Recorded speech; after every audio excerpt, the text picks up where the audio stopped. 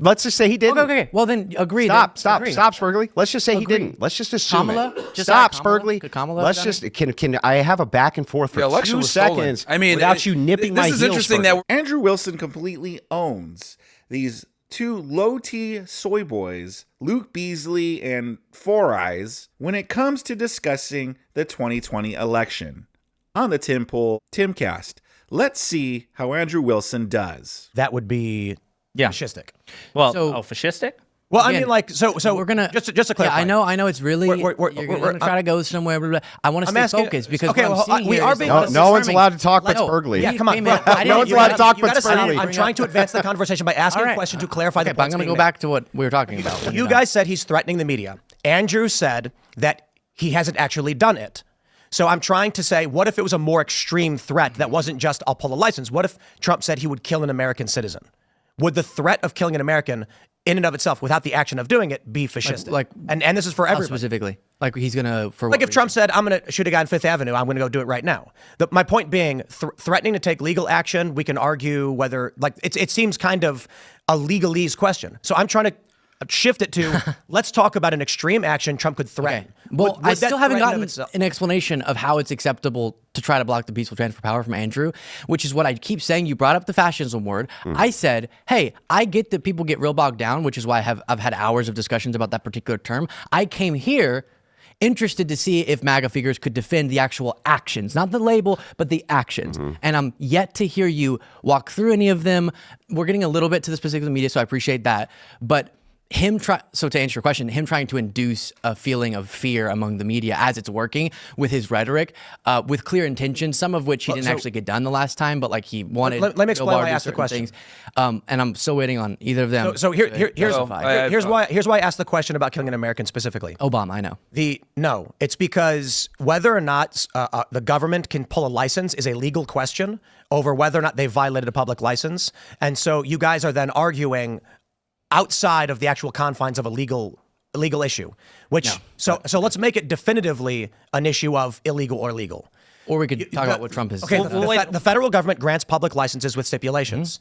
If you want to debate whether or not they can or can't, that's a legal procedural question. You understand you can have the governmental power to do something, but how you leverage it for the purpose. This is why I tried shifting away to something more direct, like killing somebody. A threat to kill somebody is a direct question. Well, the government can kill people. The government can kill people. Right. So that's what I'm saying. Like, to me, this belies the point of it. Like, this idea that it can't be authoritarian or it can't be fascist if it is within the technical legal confines of the federal government. That's absurd. That's not the point I'm making. Of course. Which is why, again, the semantics would be really important here to clarify what we mean when we say fascist. No one's bringing that up. We don't care about the label.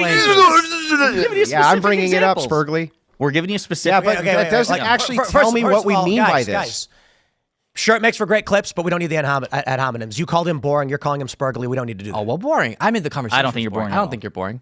I'm not. I just thought the conversation was getting. And he is boring, Spurging. But anyway. Oh, call me out, whatever. I'm actually happy to dive into this. You say that I'm avoiding your questions. I'm not. First of all, I'll answer them directly. Sure. It's well within Trump's rights, even if it was. Let's just say you were right. Let's just say I grant it. It's within his rights to set alternatives electors. He's well within his rights to do that. Tell me why that's even wrong. Aren't people being prosecuted in states for participating in this scheme? Who? Is the fake electors. Ooh. In all wait, I got a question. Does the law prescribe morality? No. Wait, you said the right. Do you mean legal right or moral yes right? Or no question. Oh, sorry. Good question. So what's actually wrong with it? So why is it even problematic? Because he didn't win the election. So let's just say he didn't. Okay. Well, then agree. Stop, Spurgley. Let's just say he didn't. Let's just assume Kamala? it. Just Stop, add Kamala? Spurgley. Could Kamala Let's have just can I have a back and forth for 2 seconds? I mean, without you nipping my heels. This is interesting that we're even on this. Like, the election was stolen, guys. That is why the 2024 election. The 2020 election. Oh shit, it was stolen. I mean, I'd like to just dive into this so that we can figure this out real quick. Why was it stolen? How was it stolen? That's a multitude of different factors here. I mean, I wrote it down. We got the mail-in ballot fraud. That was a voters, pretty sleek move there. Minion voting systems, vote counting observers, late-night ballot dumps, ballot harvesting, double voting, foreign interference, improper voter registration practices, manipulation by poll workers, geolocation data, surveillance footage, whistleblowers, vulnerabilities in election laws, suppression of the Hunter Biden laptop. I mean, what else? I mean, I think anyone with any common sense would understand, because we're talking about the fascism and he challenged the election, all this other stuff. Let's talk about why he challenged it. It was Because he lost. no, because it was stolen. Right. It was And stolen. are you sure? Remind There's me- a multitude of evidence to remind show me which that the court- 2020 election, there was some type of interference to some degree. Remind There's a me- See, the lefties and even some Republicans who don't think that there's shenanigans in the 2020 election, they say, well, he came up with this scheme because Donald Trump wasn't happy that he lost. So they're painting it in a way that Donald Trump was just not happy he lost. And so he tried to rig the election in order to gain it back in his favor. In reality, that is not what happened. What happened was there was a lot of video evidence that was showing alleged or potential fraud going on. Okay, there was what about the poster boards on the windows when they were counting the ballots and stuff like that, like blocking the observers from watching? Like, what the heck? Can you do that? Can you block the observers from watching? Like, is that even legal? Like, I don't hear any one of these people spurging out about, but the fake electorates and stuff. I don't hear them mentioning anything about why were they covering up the boards. I've looked into it before, and there's an explanation on Snopes and stuff of why they did it. But still, are they even allowed to do that? That's a good question. Are they legally allowed to cover up the windows of poster boards and block the observers from observing? Because obviously, from the sounds of it, I don't think that's legal. But I mean, seeing as I don't think anybody got arrested in there, maybe it's not illegal. But if it isn't, it should be. You want to talk about the electoral process? Doing anything to disrupt the election process is against our democracy? Well, what about that? Blocking observers from viewing the voting counts, I don't think should be allowed. Because isn't that blocking? Aren't they legally supposed to be able to observe? And if they can't, isn't that obstructing the process? And then these potential ballot dumps that were happening in the middle of the night where there were being suitcases in. If that's standard, if that's something that happens every election, then let me know. Let me know where I'm wrong. Let me know if that's just an overreaction. But these type of things were shady. And so Donald Trump was seeing this online, and he was like, hey, something's going on here, or at least it looks like something's going on here. Maybe we should pause the process and see if there's any type of shenanigans going on. And by the way, if this video evidence was coming out and Donald Trump had won, you better believe the Democrats would be screeching to high heaven that there was shenanigans in the election. Screeching to high heaven. They already did it in 2016 with the whole Russia scandal. So once again, I refuse to hear this moral superiority or lecturing from these people. But what do you think about this so far? Sound off on the comment section below. Subscribe to my channel if you enjoy content like this. Let's continue. Which court he was able to demonstrate that in? Pennsylvania in the lower court ruled on the merits that they It violated. was like a procedural, but not. No, it was an actual fraudulent hearing things where he's talking about. the judge said that the Constitution of Pennsylvania was violated by the implementation of universal mail-in voting. The Supreme Court overturned the ruling. And he just Well, that's the higher court, right? So we should probably defer so to he the asked me Supreme which Court. court did it. I Conservative said, Right, I lower understand, courts but did. I assume he's referring to like a court's verdict or a court's and ruling, you just which listed actually a bunch of like you brought up geolocation data.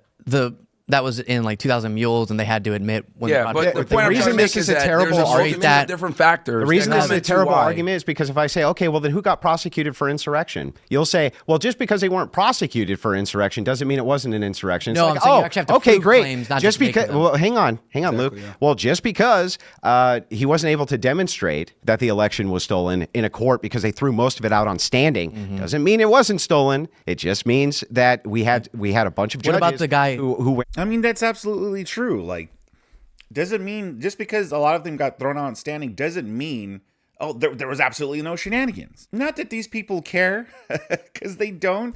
All they care about is Orange Man bad and why Orange Man is bad. on standing. But there is a lot of evidence here that should be looked at. I'm not saying it was stolen. It's not my position. Okay, but I am saying that. Do you have a position on just out of curiosity? I think it should be investigated, and it never properly was. Being investigated. No, yeah. When Trump is in office, I think he should actually run a real investigation into it.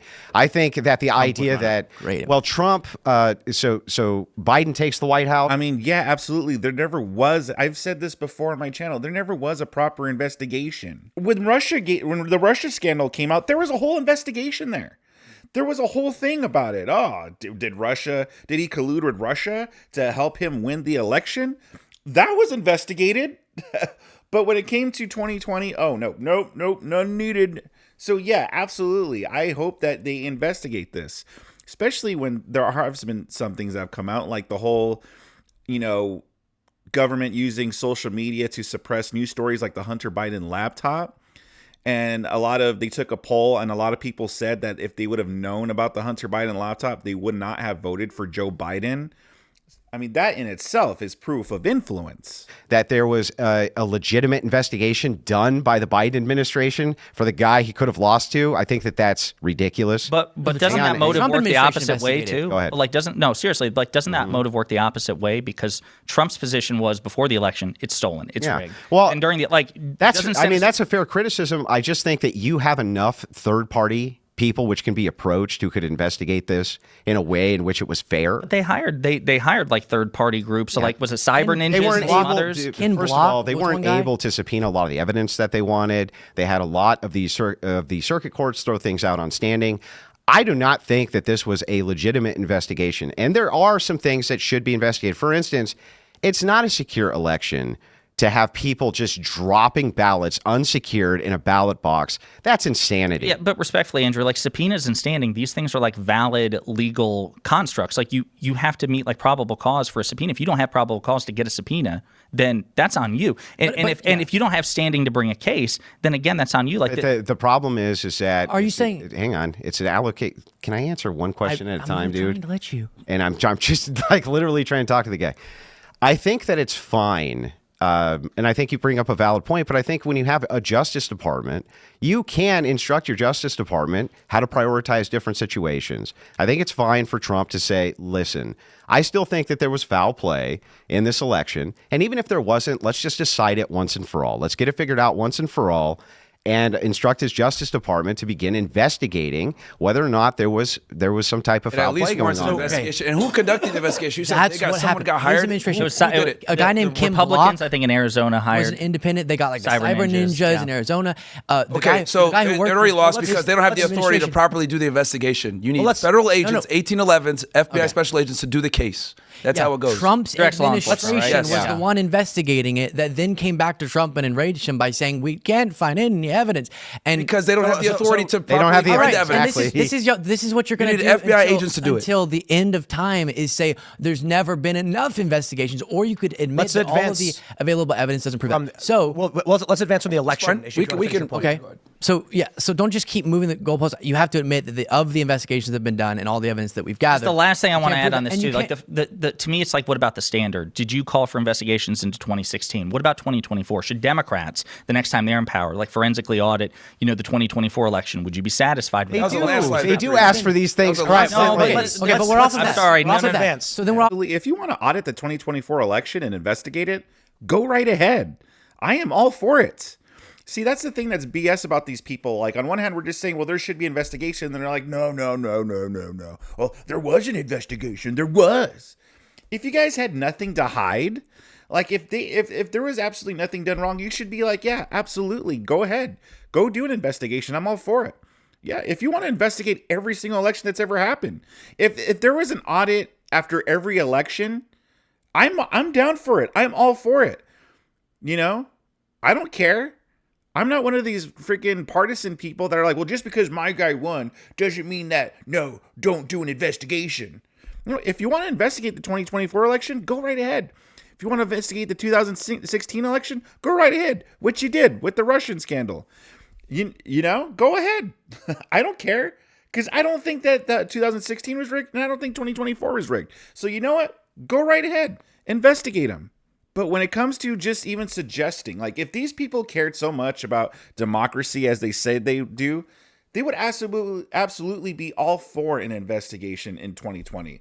And if anything, just to prove that they were right once and for all, and we were just a bunch of conspiracy theorists, and they could throw it in our faces. And you know what? If there is an actual investigation done, and it is found that, yep, absolutely, 100% without a doubt, there was no shenanigans in the 2020 election, I would be fine with it. And you know what? I would be like, you know what, crazy lefties? Go right ahead and throw it in our faces. Because you know what? You got it. You earned that one. Go right ahead. I would be fine with it. I would be fine with being wrong about the 2020 election if it means that there is a proper investigation done. Am I alone on that? Sound off in the comment section below. Smash that like button if you're enjoying so far. Let's continue. But do you agree? Well, I've got a topic for you guys based on what you have asked. So I want to ask a question. So one of the things that kicked this off was you guys asked about Trump's threats to the media. Yeah. Recently, Mark Zuckerberg went on the Joe Rogan podcast and said that he was getting phone calls from the Biden administration screaming and cursing at him, and that they were effectively pressured into censoring information. One of these stories in particular, Mark Zuckerberg said that the feds went to him and said, there will be information on Hunter Biden. This will be Russian disinformation. Knowing that they were pressuring and screaming at them, Facebook ultimately removed the story, which, according to a few pollsters, they believe did swing the election by a few, or swing public opinion on Trump by a few points. I'm curious your guys' thoughts on that story. I was just to say, if there's like any evidence that the Biden administration threatened Facebook to like censor disinformation, that's fucked up, and I would condemn that wholeheartedly, 100%. But so number one, I think Zuckerberg was asked about this by, was it Rogan? It was like, do you have any like, evidence of that or any recordings? He was like, no, unfortunately. And to me, the other thing I really want to emphasize here, every administration, including Trump's, engaged with social media to like the intelligence agencies to like say, hey, this might be a potential terroristic threat. This might be a violation of national security. This might violate your own TOS, number one. And number two, I recall during the Twitter Files congressional hearing, we found out that even on petty shit, that the Trump administration reached out to Twitter to ask them to remove a tweet by Chrissy Teigen, John Legend's wife, because she called him a pussy ass bitch. Like there's never like a perfectly demarcated line, but I expect that there's going to be engagement between social media and the intelligence agencies of every administration. But when you're asking people to take down tweets because you referred to the president as a pussy ass bitch, that's weak. So let me respond to this. Yeah, but if they did, what would be against it? Dude, I don't just calm down. You'll get a chance. So anyway, to respond to this, I think you make some valid points, but there's some there that aren't really valid. So yeah, sure. So let's say someone in the Trump administration or even Trump himself is like, hey, can you take this tweet down? I don't like it. It hurts my feelings, right? Fine. You can condemn it. You can say, it's an abuse of power or something like this. Seems like a kind of vague abuse of power. But there's a distinction when Facebook is being contacted by the Biden administration to tell them to censor all anti-COVID vaccination information, period. To take those things down, to throw people off who are disseminating this information, this and that. He says, this is now narrative building. This is, I want you, this giant, enormous media outlet, to build the narrative that my administration wants. And I'm going to use the coercive power of my office to do it. There's a distinction, I think, between that and I don't like this tweet, take it down. Andrew Wilson ends it off perfectly. He is 100% correct when going off against these two soy boys, low T MFers. You know that freaking other nerdy white dude right there? Not Luke Beasley, but the other guy with the glasses. You know, he's sitting there and he's like, oh my God, can you believe Trump told Twitter to take down that Chrissy Teigen tweet? Oh my God, that's worse. How is that worse? Like, he's condemning that, right? But Joe Biden telling Zuckerberg, yeah, censored all this information. Oh, that's okay to them. And he goes, by the way, if that were true, I would condemn it. Well, it was true. Mark Zuckerberg said it. And why would he lie about that? And the thing is, what Mark Zuckerberg is saying coincides with everything that got censored on Facebook. Like, it aligns with everything that happened.